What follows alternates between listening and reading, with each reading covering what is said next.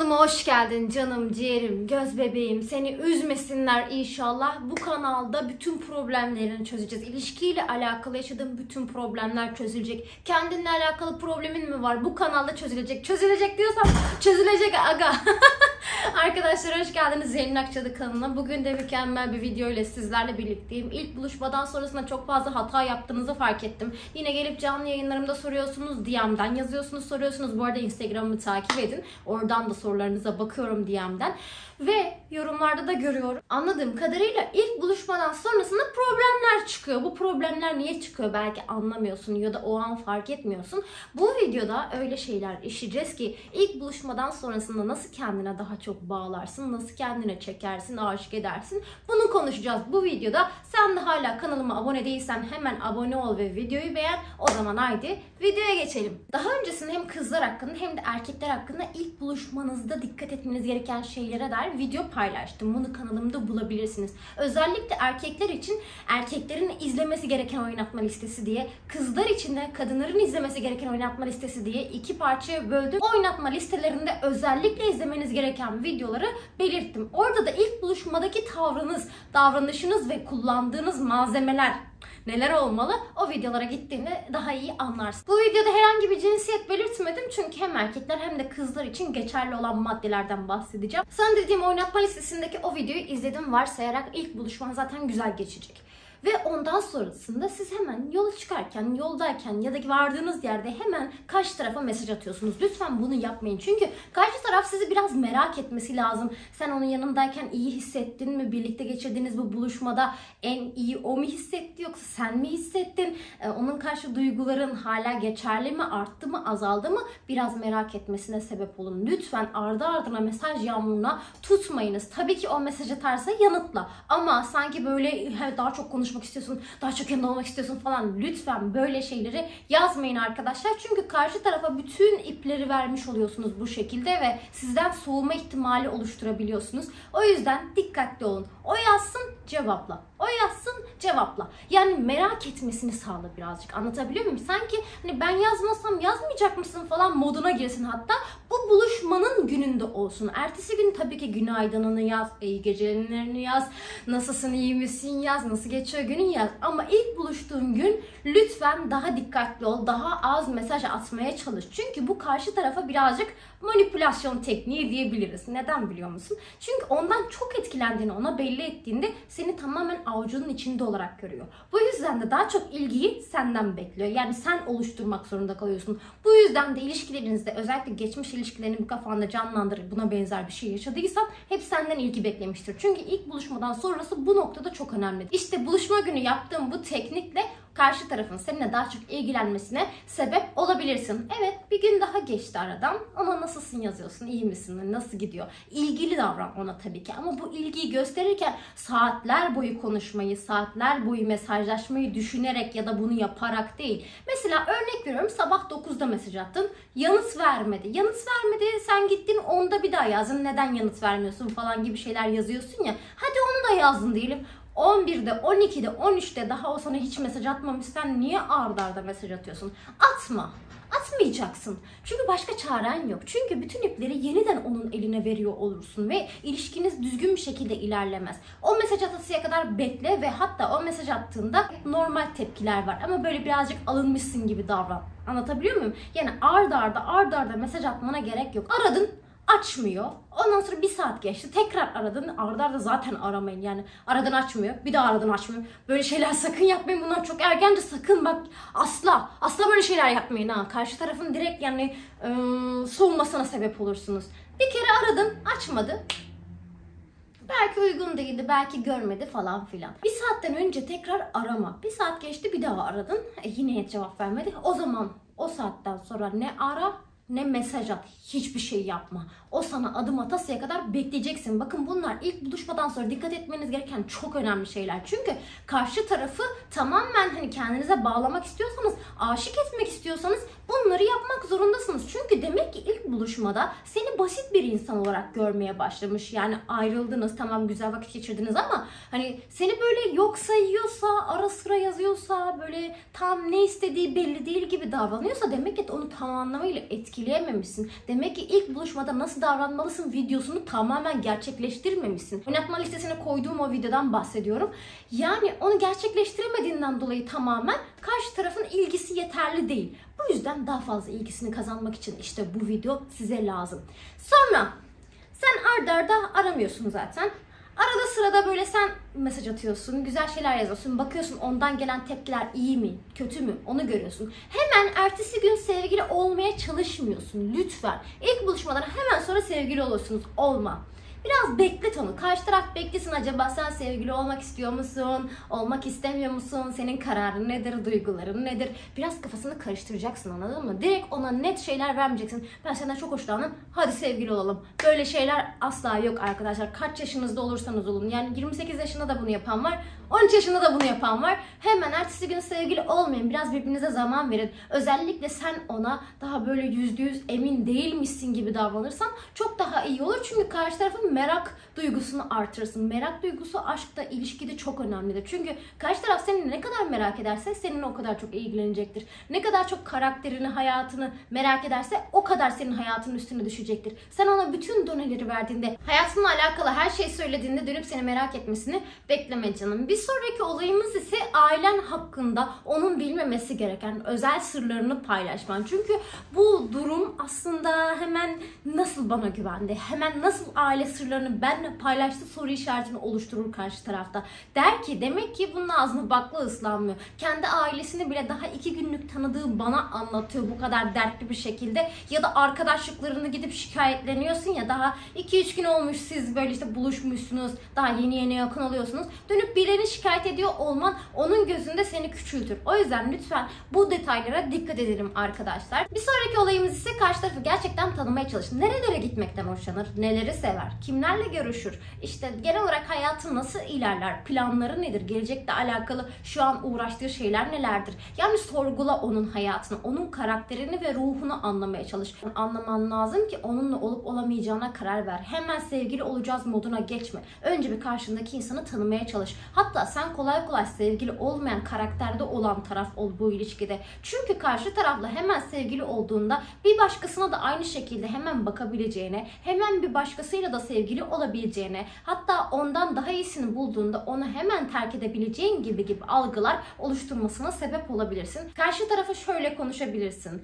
Diğer insanların sende görmediği ama sende farklı olan şeyleri ben görebiliyorum, hissedebiliyorum. Sadece bunları daha iyi tanımlayabilmek için seninle daha çok konuşabilmem lazım. Seni daha iyi anlayabilmem lazım. Elbette ki birbirimizle birçok şeyi paylaşacağız. Ama ben istiyorum ki sen benim için özel bir yerde olacaksın. Ben de senin için özel bir yerde olacak mıyım? Bunu direkt sevgiliyle bağlamamıza gerek yok. Çünkü eğer ki gerçekten birbirimizi mutlu edebilirsek zaten yolun sonunda o var. Ama bunlardan öncesinde ben seni gerçekten tanımalıyım. Bana kendini tanıtmak zorunda değilsin. Seninle vakit geçirince zaten ben seni tanıyacağım. Bana şöyleyim böyleyim diye anlatmak zorunda değilsin. Çünkü belki senin anlattıkların dışında ben sende daha farklı şeyler göreceğim ve bulacağım. Belki de onları seveceğim. Bana yine kendini anlatmak zorunda değilsin. Belki kendinde hoşlanmadığın şeyleri nasıl yardırıyorum görüyor musun? Belki kendinde hoşlanmadığın şeylere ben dönüp aşık olacağım. O yüzden lütfen sadece seninle daha fazla zaman geçirebilmem için müsaade et. Ben çünkü böyle olsun istiyorum. Benim için farklı bir yerim var şu anda. Çünkü normalde bu düşünceleri, bu duyguları birisine aktarmam ya da böyle bir durum aktardığım da olmadı. Yani böyle bir mesaj aldığınızı düşünsenize. Bu işin kaçın kurasıyız. Arkadaşlar bir insanı etkilemek isterseniz gerçekten etkileyebilirsiniz. Sadece doğru yöntemler, doğru sözcükler ve doğru bir ikna kabiliyeti yeterli. Karşı tarafa karşı kendinizi hırpalamanıza gerek yok. Çünkü hırpaladığınızda değersizleşiyorsunuz. Kendinizi çok fazla aktardığınızda değersizleşiyorsunuz. Bütün sırlarınızı ifşa ettiğinizde değersizleşiyorsunuz. Ve bunu da ilk buluşmanın hemen sonrasında yapmışsınız. Karşı taraf tabii ki de size o kadar sandığınız kadar büyük değer vermeyecek. Yani gizemli ol. Böyle şeylerle konuş yani. Hani ben senin ruhunu bilmek istiyorum. Ben senin hayatını bilmek istiyorum. Çünkü orada var olmak istiyorum. Ben öylesine gelip geçici bir ilişki istemiyorum senden yana. Hani bu şekilde bir yansıtma yap. Onunla daha çok vakit geçirmeye çalış. Bir sonraki buluşma için de özellikle hemen ertesi gün buluşmayın arkadaşlar. İlk buluşmadan sonra yaptığınız en büyük hatalardan bir tanesi bu. Araya biraz özlem sokun. Çünkü arada bir özlem olmadığında ikinci buluşmanın değeri olmayacak çok fazla. Değersizleştireceksiniz. Gitgide buluşmalarınız değersizleşmeye başlayacak. Ama mesela arada 2 gün olsa seni özleyecek. Mesajlaşacaksınız. Telefonla konuşacaksınız. Yani birbirinizle daha çok şey paylaşacaksınız. İkinci buluşma daha çok eğlenceli geçecek bu sefer. Çünkü artık birbirinizle dair daha fazla şey biliyorsunuz. Sonra üçüncü buluşma yine 2 gün aralıkla minimum, maksimum bir hafta arkadaşlar. Bir haftadan daha uzun tutmayın. Çünkü bu onun sizi unutmasına sebep olabilir. Daha fazla sizden uzaklaşmasına sebep olur. O yüzden bir haftadan daha uzun tutmayın. 2 günden daha az da tutmayın. Her anınız bir arada böyle kenetlenmiş gibi olmayın, karı koca gibi. Çünkü böyle olduğunuzda ilişkinizin bazı değerleri değersizleşmeye başlıyor. Buluşma çok tatlı bir şeyken, çok heyecanlı bir şeyken sonrasında işte oturuyoruz ya, işte bir şeyler yiyoruz falan oluyorsunuz. Yani bu heyecanı bitiriyorsunuz. Bu heyecanı bitirmeyin arkadaşlar. Bu dediğime de çok dikkatli olun. Bir başka olaysa onun size söylediği geçmişiyle alakalı şeyleri çok uzatmaması için özellikle arada uyarın. Yani geçmişle alakalı bir şey anlatıyor. Çok uzatmaması gerektiğini, konuyu değiştirmesi gerektiğini falan söylüyor. Çünkü geçmişle alakalı kendiyle ilgili özellikle bir şeyler söylediğinde sen dönüp bunu kafaya takabilirsin. Sen zaten yapma. Sakın böyle şeyler yapma. Diğer videolarımı izlesen bunu bilirsin zaten ama belki ilk defa sadece bu videomu gördün. Lütfen geçmişiniz hakkında uzun uzun destan yazmayın karşı tarafa. Karşı tarafı soğutuyorsunuz kendinizden. Diyor ki hala eski sevgilisini unutmamış. Diyor ki hala işte eskiden kopamıyor, geçmişten kopamıyor diye sizin hakkınıza bazı yargılara sahip oluyor. Lütfen karşı tarafa böyle davranmayın. O size bunu yaparsa siz de onu durdurmaya çalışın. Çünkü sonrasında duygusal anlamda bir soğukluk yaşayabilirsiniz ve ilişkiniz daha tam yolunda gitmeden tamamen bozulabilir. Bir başka olay, ilk buluşmadan hemen sonrasında en yakın arkadaş grubunuzun içine alıyorsunuz o kişiyi. Hayır, bir dakika, bekleyin, ne yapıyorsunuz? Hemen o kadar erken hayatınızın en yakınına sokmayın arkadaşlar. Bunları neden söylüyorum? Çünkü yarın bir gün aranızda bir problem olduğunda dönüp senin en yakın arkadaşına sizin aranızdaki problemi anlatacak ve diyecek ki bana şöyle yaptı, böyle yaptı diye seni şikayetlenecek arkadaşına.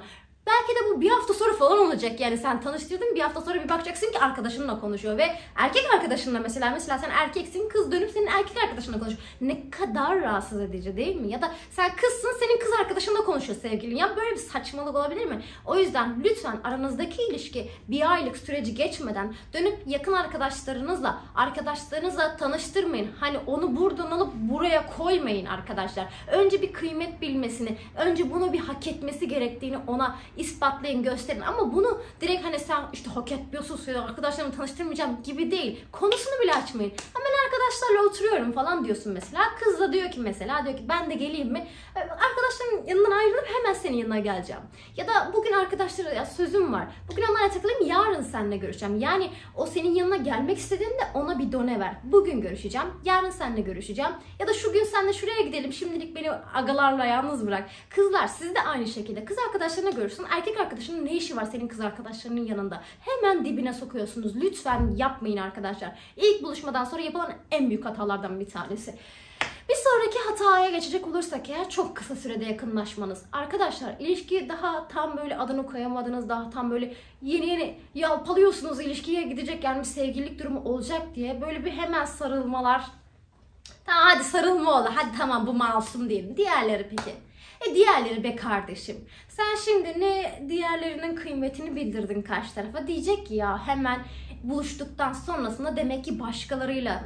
Beni izleyen izleyicim, örnek veriyorum, kız. Sen şimdi gittin çocukla daha ikinci buluşmadan yani yakınlaştın.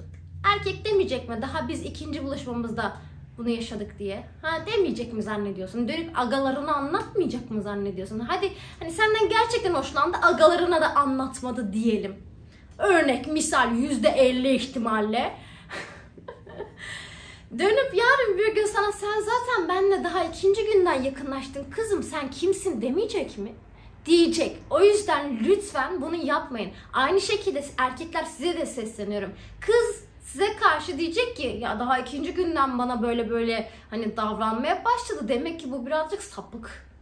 Demek ki kendi şeyini kontrol edemiyor. Benle de bu yüzden sevgili olmaya çalıştı o zaman. Siz sanıyor musunuz ki böyle demeyeceğini? %50 ihtimal de o tarafta var. Yani o yüzden bir insandan gerçekten hoşlandıysanız ve bu kişiyle ilk buluşmayı gerçekleştirdiyseniz ikinci ya da üçüncü buluşmada herhangi bir yakınlaşma göstermeyin. Bunlar beta ve ergen erkek işleri ya da ergen kız işleridir yani. Geri kalan alfalara ve sigmalara ihtiyacımız var bizim. Eğer sen de güzel bir ilişki yaşamak istiyorsan ve ilişkide alfa olmak istiyorsan lütfen bunları yapma. Bunun değeri nasıl kıymetli olur biliyor musun? Hani buluşuyorsunuz, birlikte çok vakit geçirsiniz. Daha o yakınlaşmaları yaşamadan zaten birlikte mutlusunuzdur. Artık o da ilerleyen süreç içerisinde hani işin tuzu biberi olur. Ne zaman olacağı belli değil. Siz tam sevgili olursunuz, birbirinizi daha tanırsınız. Böyle aranızda bir çekim kuvveti olur, enerjileriniz yükselir falan ama ikinci buluşmadan bunun hiçbir kıymeti olmayacaktır. Ama birbirinizi tanıdıkça, ruhlarınızı bildikçe, daha çok vakit geçirdikçe böyle bir anda böyle birbirinize şakalaşmanız, bir anda böyle yakınlaşmalarınız falan filan böyle şakalar. Tam böyle yakınlaşıyorsan sen kaçıyorsun falan böyle nazlanmalar. Oldukça ilişki tatlı olur. Yoksa diğer türlü ilişkinizin bir tadı tuz olmayacak yani. Hani diğer ilişkilerden hiçbir farkınız olmayacak. Lütfen ilk buluşmadan sonrasına bunlara dikkat edelim arkadaşlar. Umarım bu video sizin için yararlı bir video olmuştur. Dilerim ki hepiniz güzel ilişkiler yaşarsınız. Yine bana sorularınız varsa lütfen aşağı yorum kısmına yazın. Instagram DM'den bana ulaşabilirsiniz. Özel olarak danışmanlık almak istiyorsanız katıl butonundan katılabilirsiniz. Ve aynı zamanda kanalımı şu anda 15.000 olmak üzere. Sizin desteklerinizle birlikte arkadaşlarınıza önerirseniz çok sevinirim. Kısa sürede mümkün olduğu kadar yükselebilmek istiyorum. Çünkü çok fazla emek veriyorum haftada 4 video yükleyerek. Siz de beni bu şekilde destekleyebilirsiniz arkadaşlar. Anlatacaklarım bu kadardı. Daha öncesinde izlemediyseniz ilk buluşmada nasıl davranmalısın videolarına da gidin. Erkekler için ayrı, kızlar için ayrı 2 tane video var. O da böyle oynatma listelerinde. Kendinize çok iyi bakın. Hoşçakalın arkadaşlar. Ceren Akçalı kanalından abone olun.